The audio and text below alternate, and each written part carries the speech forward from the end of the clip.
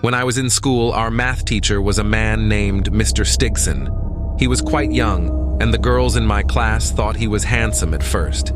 He had piercing blue eyes and always looked like he was in need of a shave. However, from the very first day he came to our school, everybody hated him. He had an incredibly violent temper. At the slightest thing, he would fly into an uncontrollable rage, ranting and raving at anyone who had the misfortune to cross his path. He could often be heard screaming and shouting abuse in the corridors and the classrooms. Sometimes he would even physically threaten the students, but he never actually hit anybody. Even so, my entire class was terrified of him. Even the other teachers seemed to be afraid of him, and they tried to stay out of his way. One day, a girl named Beverly was late to class. She opened the door just as Mr. Stigson was in the middle of lecturing us. He just snapped and began hurling insults and abuse at her. He got right up in her face and was trying to intimidate her, wagging his finger at her and forcing her to back up against the wall. Beverly was usually a quiet, well-behaved girl, and she didn't deserve the horrible things he was saying about her. He was way too close and invading her personal space. She tried to push him away, but when she put her hands on him, things got much worse. Stigson suddenly drew back and slapped her across the face. We were all completely shocked. Even Beverly couldn't believe what he had done. She stood there dumbfounded for a few moments, then ran out of the classroom, sobbing and clutching her cheek. Stigson continued teaching as if nothing had happened. The classroom was completely silent. The tension in the room was palpable. You could have heard a pin drop. Nobody wanted to risk setting him off again. We all knew that Mr. Stigson was going to be in big trouble. The next day, Beverly's mother showed up during class and demanded to speak to Mr. Stigson. He went outside to talk in the corridor and closed the door behind him. The whole class stayed silent, trying to eavesdrop on their conversation. Beverly's mom started screaming at our math teacher, cursing him out and calling him all the names in the book. She said she was going to get him fired for assaulting her daughter. When we peeked out the window, we saw that Stigson was just standing there in front of her, not moving a muscle. There was a furious scowl on his face, but no matter what she said, he didn't react. It was quite unnerving. When Beverly's mother finally stopped shouting, she stormed off and Stigson came back into the classroom. His face was bright red, and there was a boiling rage in his eyes. Ignoring us, he sat down at his desk and just went through his papers until the bell rang at the end of class. The next morning, when I got to school, I heard the shocking news.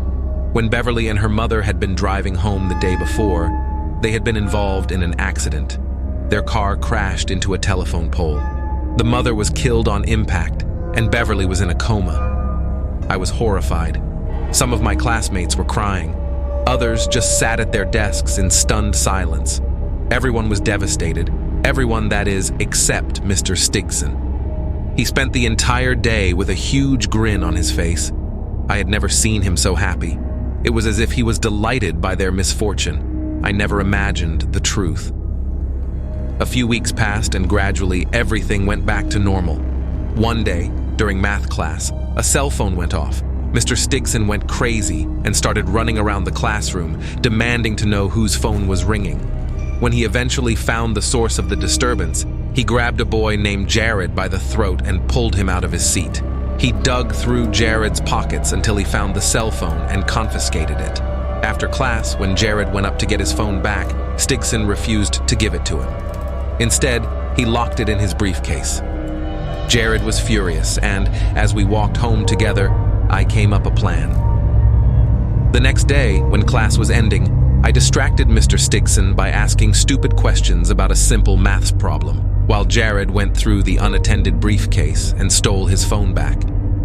We thought we had pulled a fast one, but after school, as we were walking home, I got the feeling that we were being followed. I turned around and was shocked to see Mr. Stigson's truck slowly cruising along in the street behind us. He was sitting in the driver's seat, staring at us with his cold blue eyes. Before I could say anything to Jared, Stigson's truck suddenly stopped dead in the middle of the street. I looked to my right, just in time to see a speeding car hurtling past the intersection. It ran straight through the traffic lights and came barreling towards us. "Look out!" I screamed and dived for safety, but I was too late to save Jared. The car smashed into him, throwing his body into the air. It was horrible. I lay on the ground, dazed and confused. When I looked around, I saw Jared's broken and bloodied body lying in the middle of the road. He wasn't moving. Stigson's car was nowhere to be seen. An ambulance showed up a few minutes later and took Jared to hospital, but there was nothing the doctors could do for him.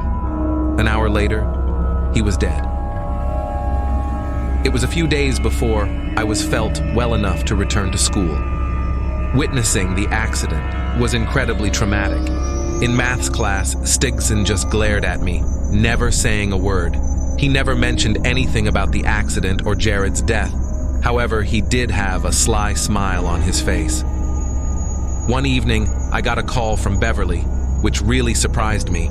She was still in hospital, recovering from her injuries, but she had come out of her coma and was well enough to speak on the phone. She said that she had heard about Jared's accident and asked me if I had been with him when it happened. I told her that I was with him, and then I told her that Stigson had been there as well. "I knew it," she cried. Just before my mother swerved off the road and hit the telephone pole, I saw something. I looked out the window and saw a truck in the lane next to us. Mr. Stigson was in the driver's seat. The rest is just a blur, but I remember him clearly. He was just staring at us. Basically, she said Stigson had somehow caused the accident. I didn't know what to think. It all sounded so crazy, but if Stigson was at the scene of both accidents, he had to be involved somehow. It was too much of a coincidence. Beverly told me to watch out for Stigson. She said he was dangerous, and I could wind up being his next victim. I didn't know what to think. The next morning when I left for school, there was a pickup truck parked at the end of the street. It was Stigson's truck. I couldn't see the driver, and as I approached, the truck's engine started up and it roared off down the street. It was enough to freak me out. I became a nervous wreck. At night, I would look out the window and see Stigson's truck parked outside my house. Sometimes he would allow me to see him sitting in the driver's seat, staring at me with those cold blue eyes. He was trying to intimidate me. After a while, it became obvious that there was something wrong with me. I lost my appetite and seldom ate a thing. I began to lose a lot of weight. I rarely managed to get any sleep, and when I did, my dreams were plagued by thoughts of Stigson. My parents assumed I was struggling in school, and eventually Mr. Hawthorne, my science teacher, stopped me in the hallway and told me he wanted to see me in his office. "Is there anything you need to tell me about?" he asked. "Something you need to get off your chest? Something involving Mr. Stigson, perhaps?" My jaw dropped. I just nodded. Everything came pouring out. I told him about my suspicions that Mr. Stigson was involved in the accidents. When I finished, Mr. Hawthorne had an odd look on his face. I sat there, expecting him to call me crazy and throw me out of his office. Instead, he patted me on the shoulder and told me that he believed me. He said that, a few years ago, he and Mr. Stigson had been teaching at another school. He also revealed that there had been a couple of very strange accidents at the school during the time Mr. Stigson had been teaching there. Initially, there were problems with vandalism. A few students broke into the classrooms and spray-painted graffiti on the walls. They also broke into the teachers' desks and stole some equipment. The last classroom that had been broken into was Mr. Stigson's. The next day, 3 students had been killed in a horrific car crash. Some of the items that had been stolen from the teachers were found in the trunk of the car, and there was a can of spray paint lying in the back seat. It was obvious that they had been the ones who vandalized the school. Everyone at the school was horrified, all except Stigson. Mr. Hawthorne grew suspicious when he saw how happy and pleased Stigson became when he learned about the accident. Sometime later, the school had to let several teachers go. Mr. Hawthorne and Mr. Stigson lost their jobs. The next day, the school administrator who made the cuts was hit by a car. He later died in hospital. Mr. Hawthorne said that when he left the building, he saw Stigson standing in the doorway just staring at administrator. He described the same cold, seething glare I had seen. He told me that he had been keeping an eye on Stigson ever since. I was astonished and didn't know what to say. I told Mr. Hawthorne that we had to do something. If Stigson was responsible for the accidents, we had to stop him. We had to contact the police. Hawthorne shook his head gravely. "There's no proof," he said. "Stigson can't be tied to anything. Even if the police believed us, they could never make a case. No jury would convict him." "Then there's nothing we can do," I said hopelessly. "Don't worry about it," said Mr. Hawthorne. "Let me take care of it." That evening, I was walking home from school when I got the strangest feeling that I was being watched. The hair on the back of my neck stood on end.